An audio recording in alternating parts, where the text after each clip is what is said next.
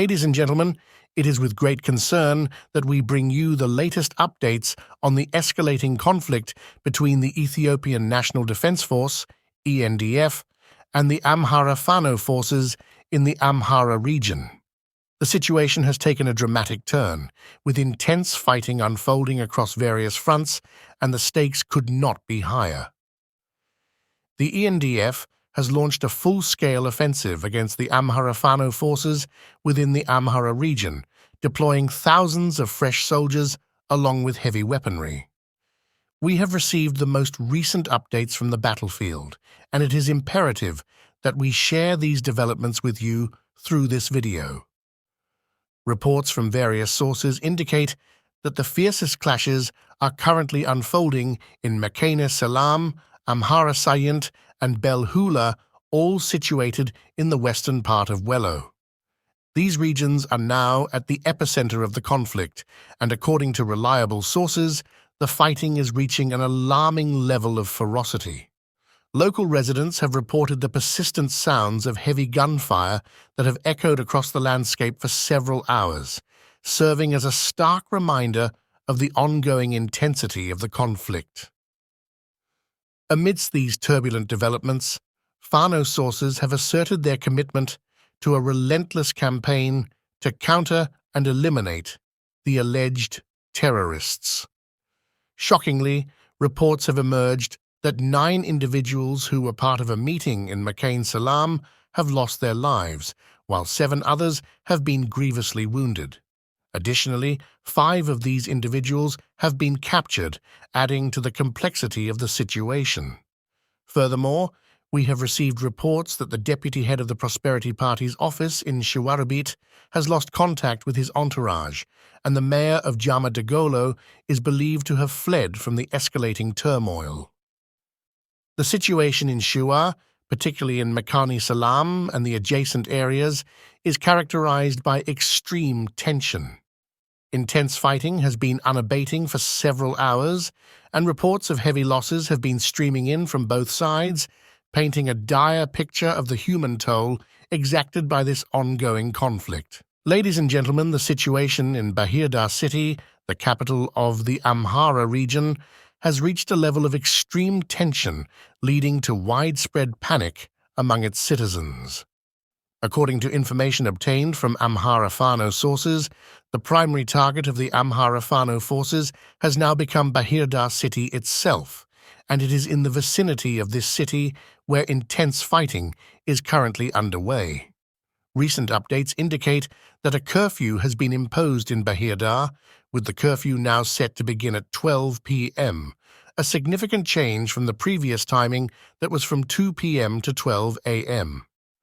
Notably, this alleged revision in the curfew time limit has not been officially confirmed by the central authority, and sources have refrained from disclosing the reasons behind this adjustment.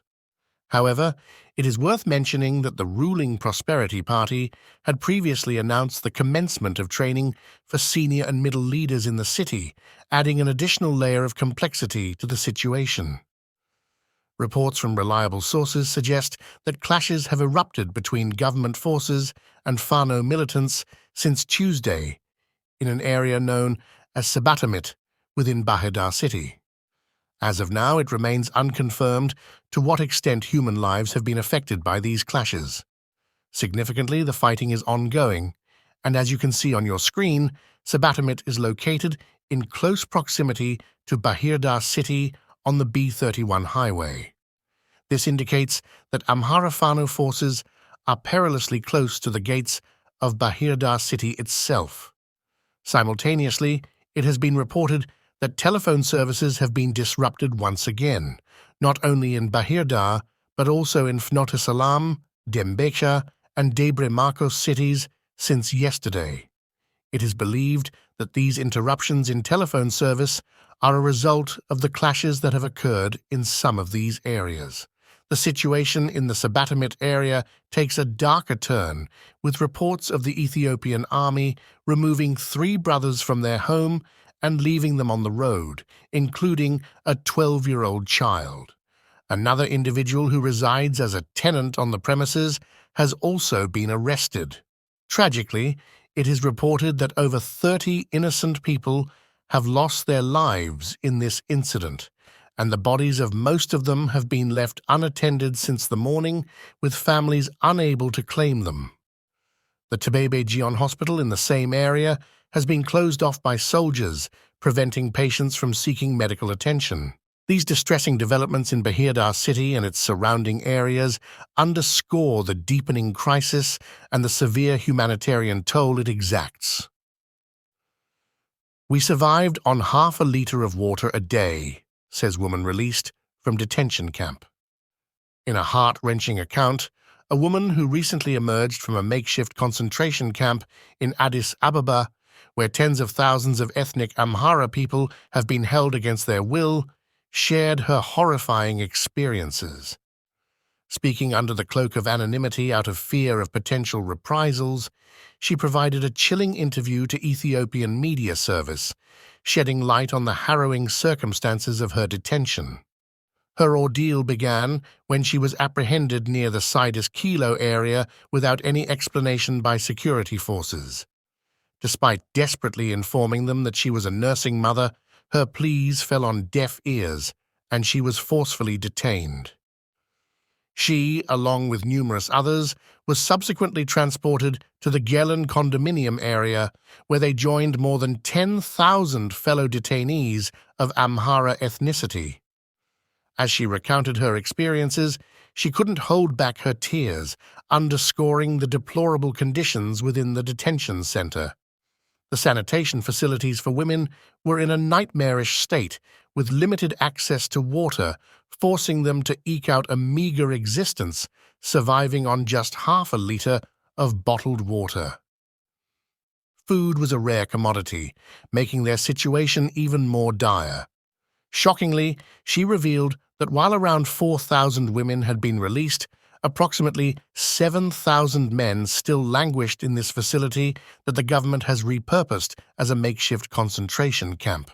It's essential to note that the Ethiopian government consistently denies the existence of such camps, despite mounting evidence to the contrary. Compounding the misery, the state of emergency imposed by Abiy Ahmed's government in the Amhara region remains in effect.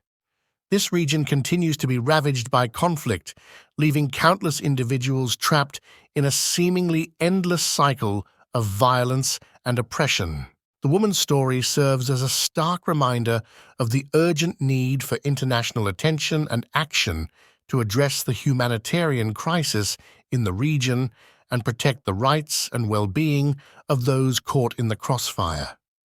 Our hearts and thoughts are with the individuals and communities who are bearing the brunt of this conflict, and we fervently hope for a swift and peaceful resolution that can bring an end to this turbulent and challenging situation.